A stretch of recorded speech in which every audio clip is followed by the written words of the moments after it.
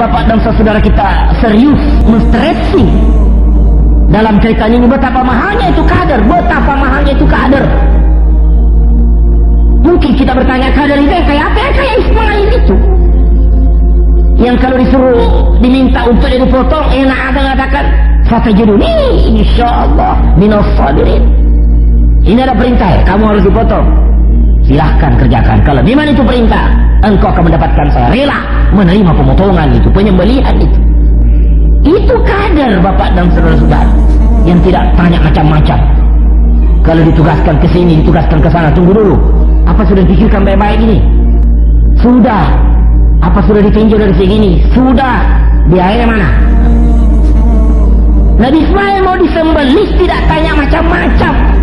Kalau memang itu perintah dari Tuhan, kalau memang ada perintah begitu itu, ya ayah, satajiduni insyaallah minas sabirin. Engkau akan dapatkan, saya rela menerima penyembelihan itu.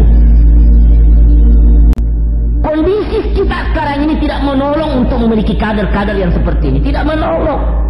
Arus materi sekarang begitu deras dan begitu merangsang. Suasana kota ini tidak memungkinkan lahirnya manusia-manusia yang penuh integritas, penuh dedikasi. Sebab Nabi Ibrahim sebagai instruktur sekaligus sebagai kader yang ditugaskan menjamkan kader, sakit itu perjalanan hidupnya. Tidak pernah ada kader yang hebat lahir di tengah-tengah kenikmatan dan kesenangan. Kader itu umumnya di dalam derita lahirnya bapak dan saudara. Nabi yang diberikan gelar ulul azmi adalah 5 nabi yang paling banyak penderitaannya, yang paling banyak penderitaannya. Makin tinggi deritanya, makin tinggi kualitas kekaderannya, makin tabah dia memikul risiko. Tapi kalau tidak pernah susah, tidak pernah menderita, itu mental anak seperti mental kerupuk. Jangankan kena air, kena angin saya sudah peok kayak ayam ras bapak dan saudara, tidak tahu kelain. Dibentak saya mati. Ini perlu anak-anak ini dilibatkan, bawa dia jauhlah, supaya dia tahu bahwa hidup ini tidak seenak yang dia duga dan tidak semudah yang dia inginkan. Hidup ini penuh dengan romantika, penuh tantangan, dan dia harus melihat keadaan di desa masih banyak masalah yang harus kita selesaikan. Dilibatkan dia berdoa, dilibatkan salat. Sebab Nabi Muhammad SAW sebagai kader hebat, pemimpin yang hebat, instruktur yang hebat, itu sengaja ditumbuhkan dia di desa. Dikala dia masih anak-anak, semuanya adalah untuk mematangkan proses pengkaderan atas diri Nabi Muhammad.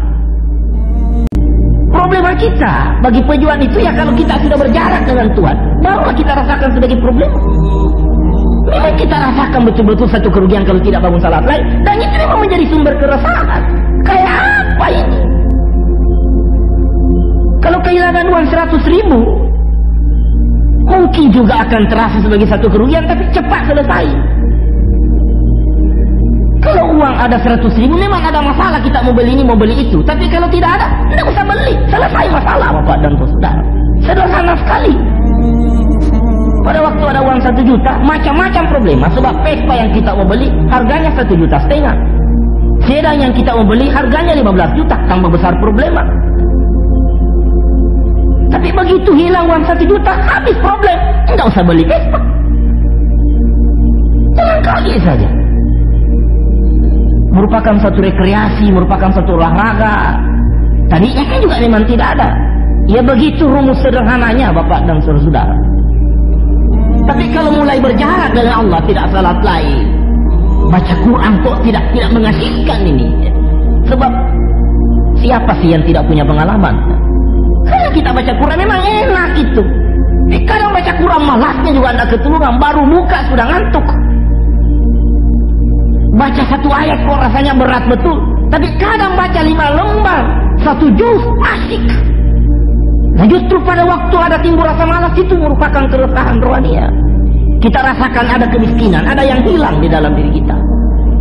Modern ini yang sebenarnya kita tidak rasakan bahwa kita ini sudah dijajah dan keruan. Dalam keadaan seperti inilah bapak dan saudara-saudara, kita kehilangan banyak. Dan yang paling terasa kita kehilangan Tuhan. Kita kehilangan agama bapak dan saudara.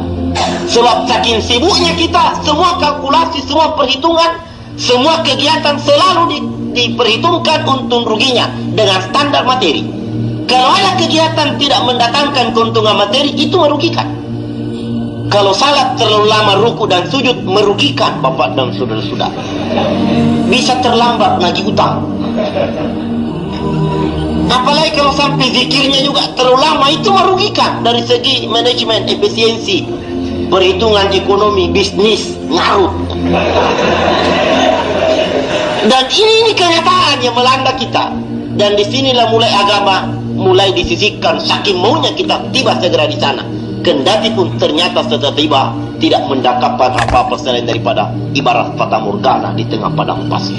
Dalam keadaan seperti inilah, karena orang berlomba, tidak ada yang sempat berpikir, tidak ada yang sempat merenung, tidak ada yang sempat mengatur nafas. Begitu disertakan bahwa ada Tuhan, iya ya, ada Tuhan sekalinya. Itu bukan berita ringan bapak dan saudara. Dalam dunia modern kalau ada suara bahwa ada Tuhan, itu berita ajaib. Itu berita yang betul-betul mengagetkan. Orang hampir sudah lupa kalau ada Tuhan. Tapi bagaimana supaya pembahasan ini memang dirasakan orang? Ini hanya bisa kalau memang didukung oleh pelaksanaan di dalam hidup yang betul-betul membuktikan bahwa orang itu merasakan ada Tuhan.